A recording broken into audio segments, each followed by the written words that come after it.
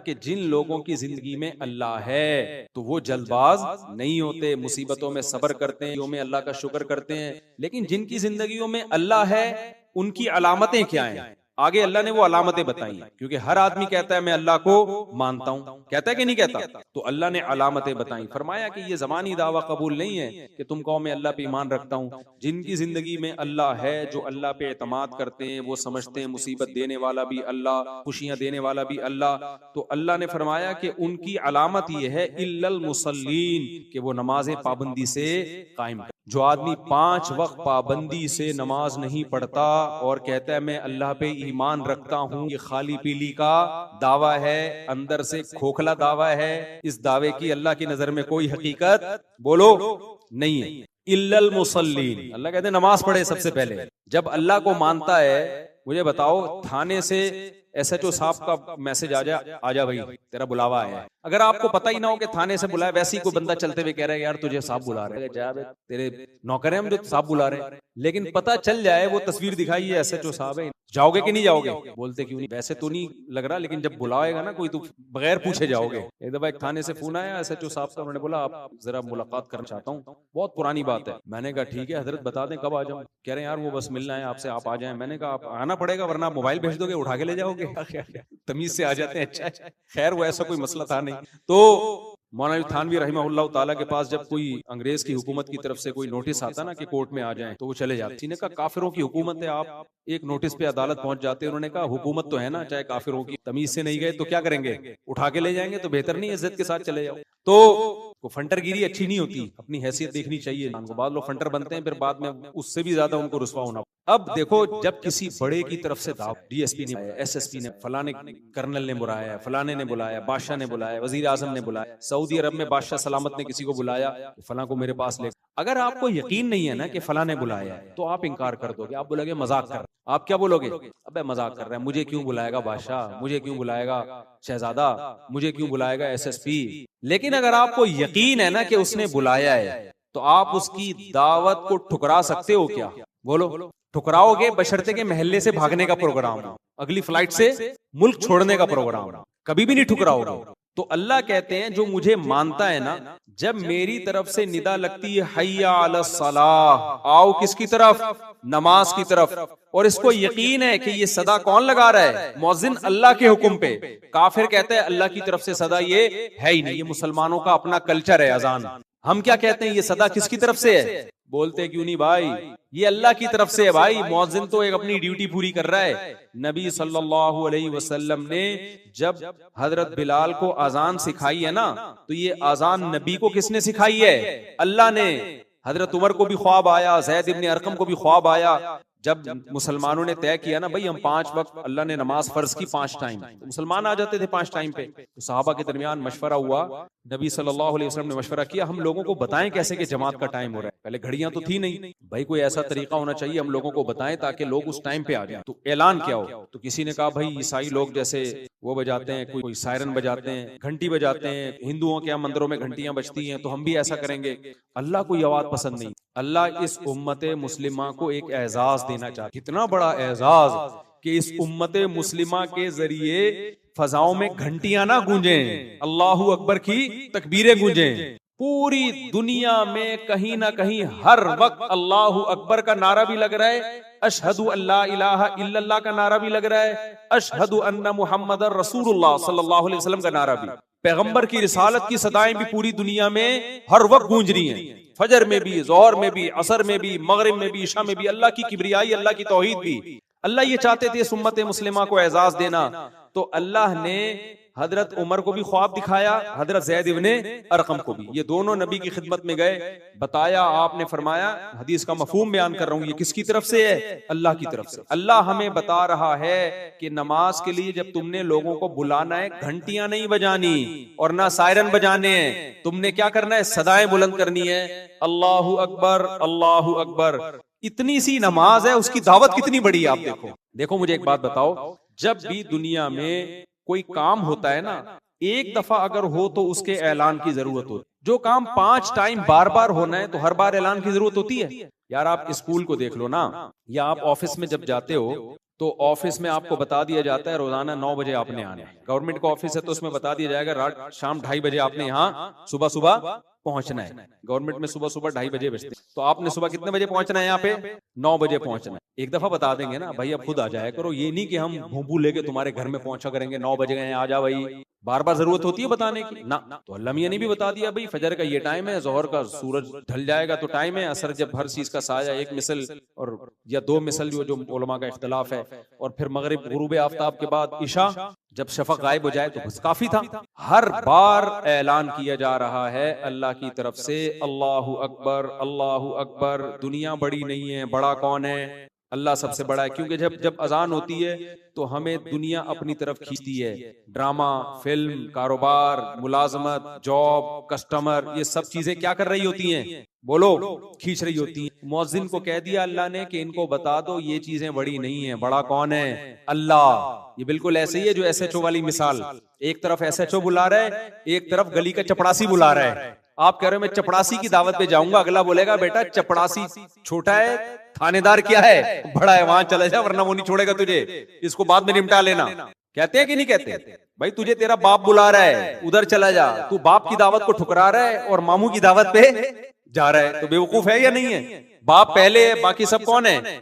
बाद में। तो अल्लाह ताला भी कुरान में कहते हैं कि अजान के जरिए ये कहलवाया अल्लाहु अकबर, अल्लाह सबसे बड़ा है। ये बता दिया कि अब उसके ऑर्डर के आगे बीवी, बच्चे, बाप, माँ, कारोबार, बिजनेस, जॉब, मुलाजमत सब क्या हैं?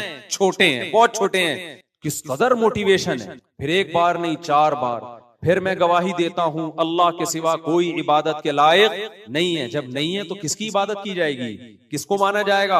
अल्लाह को। और हम जो ये कह रहे हैं शैतान वसवसा दिल में डाल सकता है, भाई हो सकता है ये मुसलमानों ने खुद से इबादत का एक तरीका इजाद कर लिया, हो सकता है खुद से किसी मौलवी साहब ने फतवा दे दिया हो कि अल्लाहु अकबर कह के लोगों को बुलाया करो। ना ना ना, हम गवाही देते हैं अशहदु अन्ना मुहम्मद रसूलुल्लाह, मैं गवाही देता हूं कि मोहम्मद सल्लल्लाहु अलैहि वसल्लम अल्लाह के रसूल। तो जो पैगंबर हैं उन्होंने ये दावत हमें सिखाई है, तो ये पैगंबर की दावत नहीं है। मैसेंजर का काम अपना पैगाम पहुंचाना नहीं होता, मैसेंजर का काम उसका पैगाम जिसके वो मैसेंजर हैं। तो मोहम्मद सल्लल्लाहु अलैहि वसल्लम अल्लाह के मैसेंजर है, लिहाजा ये आपका अपना पैगाम नहीं है, ये किसका पैगाम है? अल्लाह का है। अल्लाह कह रहे हैं हय्या अलस सलाह, कितनी जबरदस्त दावत है। तो नबी की रिसालत का एतराफ करके असल में क्या बताना है कि ये अजान नबी का पैगाम नहीं है, ये अजान असल में किसका पैगाम है?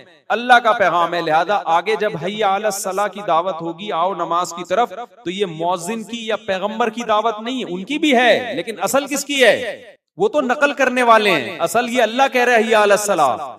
हम क्यों नहीं आते नमाज के लिए? इसलिए कि हम समझते हैं मौजिन साहब कह रहे हैं। जब अजान हो रही है तो कहते हैं मौजिन कह रहे हैं अल्लाहु अकबर अल्लाहु अकबर, मौजिन अजान दे रहे हैं। हय्या अलस सलाह कह रहे हैं, मौजिन कहते हैं यार मौजिन साहब को चूंकि तनख्वाह मिलती है लिहाजा उसने तो टाइम पे क्या कहना है? हय्या अलस सलाह ही कहना। 2 दफा हय्या अलस सलाह कहना है, 1 दफा भी कहेगा तो तनख्वाह क्या हो जाएगी? अबे कोई हय्या अलस सलाह 1 दफा कह के निकल ले पतली गली से, उसको मौजिन को पूरी तनख्वाह मिलेगी? मुझे लग रहा है आप लोग की समझ में आ नहीं रहा। मौजिन 1 दफा भी एक लफ्ज भी छोड़ दे तनख्वाह पूरी मिलेगी? उस लोग पकड़ के मारेंगे, अजान तो पूरी दे। तो हम ये समझ रहे होते हैं ये हय्या अलस सलाह, आओ नमाज की तरफ, ये ऐलान मुअज्जिन कर रहा है। मेरे भाई ये हमारी है, मुअज्जिन नहीं कर रहा। ये कौन कर रहा है ऐलान? ये अल्लाह कह रहे हैं हय्या अलस सलाह, हय्या अलल फलाह। हाँ, मुअज्जिन का मकाम बुलंद है, इसलिए कि वो अल्लाह ने जो उसके जिम्मे ड्यूटी लगाई वो उस ड्यूटी को पूरी कर रहा है। इसलिए जब भी कहीं जंगलों में नमाज पढ़ा करो ना तो खुद अजान देने की। नबी सल्लल्लाहु अलैहि वसल्लम ने फरमाया कि सबसे ऊंची गर्दन क़यामत के दिन मुअज्जिन की। ये किनाया है इज्जत से, क्योंकि वो 5 टाइम अल्लाह का ऐलान फजाओं में बुलंद कर। हमारे हजरत के एक शागिर्द थे, शागिर्द तो नहीं मुरीद थे, वो PIA में बहुत बड़े ऑफिसर थे, बहुत बड़े ऑफिसर, सीनियर तरीन ऑफिसर थे। लेकिन जब वो जामिया दारुल इफ्ता आते ना हमारे हजरत के यहाँ, तो अजान वो खुद दिया करते। उनकी कोशिश होती जब मैं हूं तो मैं ही अजान दूं, किसी और को नहीं अजान देने देते। तो कमाल उनका ये नहीं था कि अजान देते थे, कमाल ये था कि जब कोई उनसे मिलता कि आप क्या करते हैं, तो कहते थे मैं मुर्शीद अहमद साहब के यहाँ मुअज्जिन। वो अपने उस ओहदे का नहीं बताते कि मैं PIA में इतना बड़ा ऑफिसर। भाई पूछते हैं आप क्या हो? कहते हैं मैं क्या हूँ भाई, मैं मुअज्जिन हूँ। तो यार इतना पढ़ा लिखा आदमी ठिश ठिश बोलता है और ऐसे गेटअप से भी लगता है कुछ बड़ा आदमी, खाता पीता, और काम क्या कर रही है मुअज्जिन? वजह क्या थी? वो कहते थे भाई क़यामत के दिन मेरा मुअज्जिन होना ये मेरे लिए ज्यादा बड़ा एजाज होगा, PIA का ऑफिसर होना ज्यादा बड़ा एजाज नहीं होगा।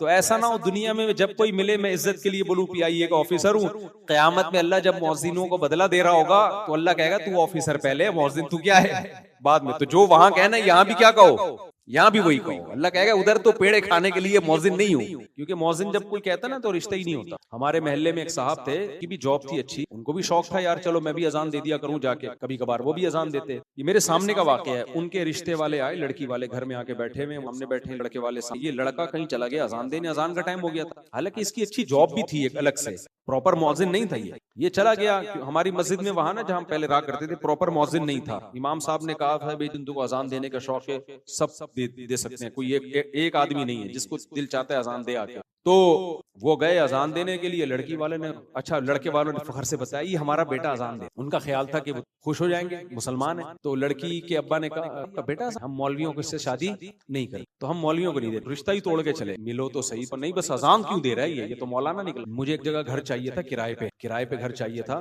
कुछ वक्त पुरानी बात है। तो मैंने किसी के जिम्मे लगाया, इसके घर विजिट किया, बड़ा जबरदस्त। तो मैंने स्टेट से कहा कि यार इन लोग को बता देना मैं एग्री। स्टेट एजेंट, वो कोई खातून उस घर की मालिक, स्टेट एजेंट ने उनको बताया कि उनसे राब्ता किया और कहा कि ये मुफ्ती साहब हैं, वो घर लेना चाहते। तो उस खातून ने उनको ऑडियो भेजी, वो ऑडियो उसने मुझे भेज दी। खातून ये मुफ्तियों को हमने घर नहीं दिया, मतलब कोई नॉर्मल किस्म के लोग लेकर आओ, मुफ्तियों को हमने घर, ऐसा तंजिया। अभी भी वो ऑडियो मैं सुना सकता हूँ, अभी मेरे मोबाइल में पड़ी हुई खातून की ऑडियो आप, लेकिन वो समझ जाएगी कि मेरी बात हो रही है इसलिए मैं सुना नहीं रहा। वो मैंने व्हाट्सएप पे संभाल के रखी हुई है। मुफ्तियों को हमने घर नहीं देना, तो क्या ख्याल, छोटी थोड़ी। खैर, तो कहां से कहां बात चली गई, जल्दी से बात को समेटता हूं मैं। तो अल्लाह की तरफ से ये मौजिन की अपनी आवाज नहीं है। अगर मौजिन की अपनी आवाज होती तो मौजिन हमारा मामू लगता है जो हम उसकी दावत पे लब्बैक हैं। क्या ख्याल है, मौजिन के हय्या अला सलाम कहें चल मैं आ रहा हूँ, हमारा अब्बा कहेगा नहीं मैंने बुलाया था उस दिन आया नहीं था तू, मौजिन से तेरे बड़े ताल्लुकात हैं, एक दफा हय्या अला सलाम बोल दिया उठ के जा रहा है। तो हम क्यों जाते हैं, हम कहते हैं भाई ये मौजिन की आवाज नहीं है, ये किसकी दावत है, ये अल्लाह की दावत है। हय्या अला सलाह, आओ किसकी तरफ, नमाज की तरफ। हय्या अल फलाह, फिर अल्लाह कहते हैं आओ कामयाबी की तरफ। दो चीजें रोकती हैं, एक आप उस दावत को वैल्यू नहीं दे रहे, जैसे कोई चपड़ासी बुला रहा हो और SHO बुला रहा हो और आप वैल्यू ना दे रहे हो SHO को, तो अगला क्या कहेगा, अबे ये थानेदार है तुझे बुला रहा है, तू चपड़ासी की दावत पे लब्बैक कह रहा है। जैसे कुरान ने कहा ना अल्लाहु अकबर, ये दुनिया सब अल्लाह के मुकाबले में क्या है, छोटी है, अल्लाह सबसे बड़ा है, तो बड़ा है उसकी दावत पे जा।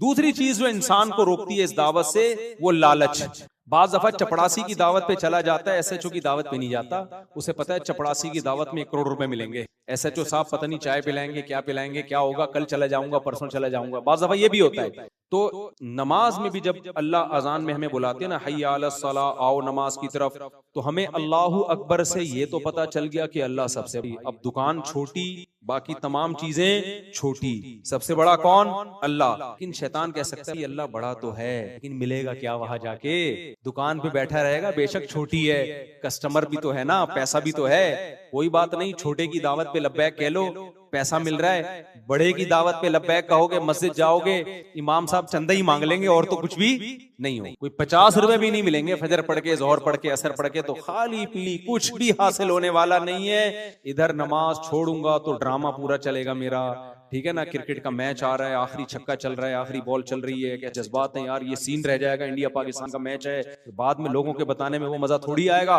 लास्ट आवर है, उधर हय्या अला सलाह इकामत हो रही है, ये मजे रह जाएंगे मेरे, और फिर वगैरह वगैरह जो 20 चीजें। तो इसलिए अल्लाह ने इस इश्काल का भी जवाब, अल्लाह की दावत पर लब्बैक इसलिए भी कहो कि सबसे बड़ा है, और हय्या अलल फलाह, अल्लाह जो तुम्हें बुला रहा है ना नमाज की तरफ, में कामयाबी है। तुम्हें लग रहा है कि नमाज छोड़ने में लज्जतें हैं, हकीकत में नमाज पढ़ने में लज्जतें हैं। अल्लाह की दावत पर लब्बैक कहोगे तो वो तुम्हें जो कुछ देगा, ये दुनिया तुम्हें वो कुछ नहीं दे सकती। माला आइनुर रात, वो कुछ मिलेगा जो ना किसी आंख ने देखा, वला उदुनुन समिअत, ना जो ना किसी कान ने सुना, वला खतरा अला कल्बी बशर, किसी इंसान के दिल में उन लज्जतों का ख्याल भी नहीं आ सकता। आप सोचना शुरू करो ना जन्नत के ऐश को, तो सोचते सोचते जो आपकी इंतहा होगी ना, जन्नत उससे आगे से शुरू होगी। ऐसी ऐश की जिंदगी, दुनिया में भी सुकून मिल जाता है नमाजी को, सिर्फ आखिरत की बात नहीं है। तो इसलिए अल्लाह ने फरमाया छोटी कामयाबी नहीं, फलाह कहते हैं बहुत बड़ी कामयाबी, हय्या अलल फलाह। तो मेरे भाई इतनी लंबी तकरीर 5 टाइम अल्लाह की तरफ से जिम्मेदारी है मौजिन, इनको कहो। लेकिन अल्लाह ने कहा मौजिन को अपना मेरा पैगाम पहुंचा दो, किसी के घर जाने की तुम्हें इजाजत। ऐसा नहीं है कि अब नहीं आ रहा तो पीछे से पुलिस आ रही है आपको निकालने की। अल्लाह ने ऐसे जो आपको बुलाएगा ना, आप नहीं जाओगे तो पीछे मोबाइल आएगी, बोलेगा तेरे को तमीज से बुलाया, आ नहीं रहा, चल। लेकिन अल्लाह ये काम नहीं करता। अल्लाह मौजिन को कहेगा पैगाम दे दे, फजाओं में मेरी सदा गूंजे, इनके कान तक आवाज पहुंच जाए। उसके बाद क्या करना है? अल्लाह कहते हैं जबरदस्ती नहीं जाना किसी के घर से घसीट के उसको नमाज के लिए नहीं। वजह है ये आजमाइश के खिलाफ। मैंने एक दिन रखा हुआ है कि मैं देख रहा हूं, चेक कर रहा हूं कौन मेरी दावत पर लब्बैक कहता है और कौन मेरी दावत पर लब्बैक नहीं कहता। बस नोट कर रहा हूं मैं। तो हम जो समझते हैं ना कि हम नमाजें छोड़ते हैं कुछ भी नहीं हो रहा, भाई अल्लाह कह रहा है मैं तुझे हर बार याद दिला। अब ये तेरा फॉल्ट है कि तू उस अजान की कानों को वो अजान की आवाज को तू वैल्यू नहीं देता। अब ये तेरा फॉल्ट है। मैं नोट करता जा रहा हूं कौन पढ़ता है कौन नहीं पढ़ता। नबी सल्लल्लाहु अलैहि वसल्लम ने फरमाया जो अल्लाह की दावत पे लब्बैक कहते हैं, पहली सफ में आके नमाज पढ़ते हैं, कल क़यामत के दिन जब अल्लाह का दरबार लगेगा वो भी कहाँ होंगे? वो पहली सफ में। उनको वहां भी प्रोटोकॉल मिलेगा। और जो आखिरी सफ में होंगे वो वहां भी कहाँ होंगे? वो चप्पलों में बैठे हुए होंगे। और जो आते ही नहीं होंगे वो दरबार में बैठने की उनको इजाजत ही नहीं होगी। सूरह मारिज में अल्लाह ने क्या फरमाया? सूरह कलम में फरमाया कि यौम युक्शफु अन साक़िन व युदऔन इला सुजूद, क़यामत के दिन अल्लाह अपनी तजल्ली को जाहिर करेंगे। तो लोग जब अल्लाह को की ज़ियारत करेंगे ना तो अहले ईमान सजदे में गिर जाएंगे। सजदे में उनको इतनी लज्जत होगी, इससे पहले कभी किसी चीज में उनको ऐसी लज्जत महसूस नहीं होगी। इतनी लज्जत होगी अल्लाह के को जब ज़ियारत होगी ना तो सजदे में। तो अल्लाह ने फरमाया कुछ लोग ऐसे होंगे जिनकी कमर तख्ते की कर दी जाए। उस वक्त वो सजदा करना भी चाहेंगे, उनसे सजदा नहीं होगा। ये कौन लोग होंगे? फरमाया कि ये वो लोग हैं जिनको दुनिया में सजदे के लिए बुलाया जाता था। वहुम यस्तकबिरून, ये तकब्बुर करते थे, कहते थे हमारे पास टाइम, बोलो ये तो मौलवियों का काम है जो फारिग, ये तो फजूल लोगों का काम है, जो बिल्कुल फारिग लोगों का काम है। हम तो भाई बिजी लोग हैं, हम ये थोड़ी कि 5 टाइम उठक बैठक करते रहे मस्जिदों में जाके। तो अल्लाह कहेंगे कि इनकी कमर तख्ते की कर दी जाएगी, इनको सजदे की तौफीक नहीं मिलेगी। क्योंकि दुनिया में जब सजदे के लिए बुलाया जाता था ये तकब्बुर किया करते थे। आज ये सजदा करना चाहेंगे लेकिन अल्लाह इनको सजदे की तौफीक अल्लाह इनसे छीन लेगा। तो इसलिए अल्लाह ने क्या फरमाया कि ईमान वाले की सबसे पहली अलामत क्या होती है? नमाज। समझते हो कि नहीं समझते? तो इसलिए अपने आप को नमाज का पाबंद बनाओ। इल्लल मुसल्लीन अल्लज़ीना हुम अला सलातिहिम दाइमून। बस ये आयत करके अपने बयान को खत्म करता हूँ। अल्लाह ने ये भी फरमाया कि नमाज पढ़ते नहीं है, ना ना ना, इतना काफी नहीं है। क्योंकि हर मुसलमान कभी ना कभी पढ़ लेता है नमाज। अगर ऐसा होता ना नमाज पढ़ने पे अल्लाह राजी हो जाता तो सारे मुसलमानों से अल्लाह राजी होता। मैंने ऐसे ऐसे देखे हैं जो कुछ नौ ईद के दिन आ ही जाते हैं उठ। क्या ख्याल है भाई? और ऐसे भी पोस्ती देखे हैं कि ईद के दिन नहीं होगा तो चलो जिंदगी में एक आध दफा कहते हैं चलो यार क्या जा रहा है। तो पढ़ने पर नहीं है। फरमाया हुम अला सलातिहिम दाइमून, पाबंदी करते हैं, दवाम। ना सफर में नमाज छूटती है, ना हजर में नमाज छूटती है, ना शादी ब्याह में नमाज छूटती है, ना मैयतों में नमाज छूटती है, ना बारिशों में नमाज छूटती है, ना कहत में नमाज छूटती है, ना हजर में नमाज छूटती है, ना सेहत में नमाज छूटती है, ना बीमारी में नमाज छूटती है, ना खुशियों में, ना गमों में, ना जहाज में, ना ट्रेन में, ना बस में, ना किश्तियों में। आज अच्छे अच्छे नमाजियों को देखा है जहाज में पोस्तियों की तरह पड़े हुए होंगे। अबे लंबा सफर है, कह रहे हैं यार अब जहाज में कैसे पढ़ें भाई, जहाज में कैसे पढ़ें? भाई अल्लाह ने हुक्म दिया खड़े होके नहीं पढ़ सकते, बैठ के नहीं पढ़ सकते, लेट के। अगर नमाज कज़ा करने की इस्लाम में कोई गुंजाइश होती तो मैदान जंग में घोड़े की पुश्त पे जब घुमसान की जंग हो रही होती उस वक्त अल्लाह कहता क्या करो, वहां इजाजत नहीं दी है तो आप मामू की शादी में जा रहे हो बस में बैठ के, उसमें कहां से इजाजत मिल गई कि बस में सफर हो रहा है हमारा? नहीं आ रही मेरा ख्याल है बात समझ में। तो इसलिए मेरे भाई ये ऑप्शनल नहीं है नमाज, ये क्या है? जरूरी।